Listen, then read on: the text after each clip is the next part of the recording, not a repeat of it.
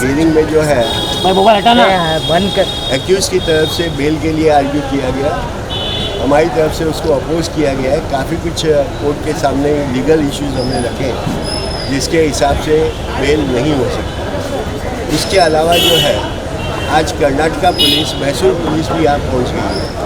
Accused के खिलाफ बहुत सारे संगीन अपराध हैं जिसमें एक अपराध जो है 376 का भी है और उसके अंदर वो मॉन्टेज चल रहा है। तो मैसूर पुलिस जो है यहाँ पे अपनी पूरी टीम के साथ आ गई है और कल जैसे ऑर्डर के लिए रखा है बेल के लिए, इमीडिएटली मैसूर पुलिस जो अपनी एप्लीकेशन रखेगी कि मुझे इसकी कस्टडी दी। उसके अलावा भी जो है और भी मैसूर में जो है उनके खिलाफ बहुत सारी FIR है। बहुत सारे केसेज में 138 में उनके खिलाफ नॉन वेलेबल वारंट है और वो वांटेड चले आ रहे हैं। तो इतना सिंपल आसान केस नहीं है। ये हो सकता है कि शुरू में प्रोसिक्यूशन ने जो है उसको मनी मैटर कह के कोर्ट के आगे पेश किया, परंतु ये सिर्फ पैसे का मैटर नहीं है, ये किसी एक वुमेन पे जो है अत्याचार जो हुआ है उसका केस है। तो मुझे नहीं लगता कि ऐसा कोई बेल के आसार हैं और कल हमारी डेफिनेटली जीत होगी उसमें। तो आज बेल नहीं आना सर आपके बेल? नहीं, आज तो जब मैटर ही कल पे रखा है ऑर्डर्स के लिए तो आज देने का सवाल नहीं। क्या कहना चाहिए? एज आ आर्ग्यूइंग काउंसिल डेफिनेटली मुझे पूरी आशा है कि बेल नहीं आएगी। नहीं, मैं तो लॉ जानती नहीं हूँ। सर ने जो बोला है बहुत ही आर्गूमेंट किया है, बहुत ही कम से कम आधे घंटे से भी ज़्यादा उन्होंने जज से में आर्गूमेंट किए हैं, 1 आवर सभी एडवोकेट ने। तो अब कल होगा। सर ने बोल दिया बस। सर के सामने हम क्या बोल सकते हैं? जो सर ने बोला।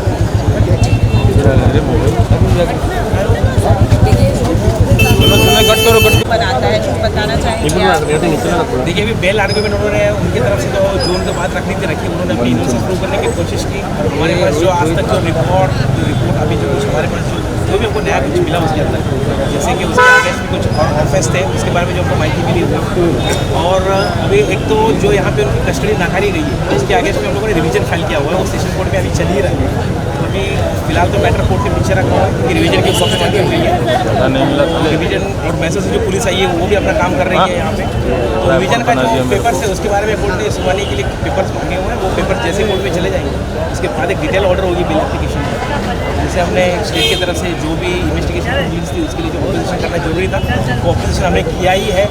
और फिलहाल अभी हम लोग एक ऑर्डर के लिए रुके हुए हैं, कुछ और फॉर्मेलिटीज और कुछ डॉक्यूमेंट दाखिल करने के लिए कोर्ट ने हमको बोला हुआ, तो बाय द टाइम हम लोग वो करेंगे।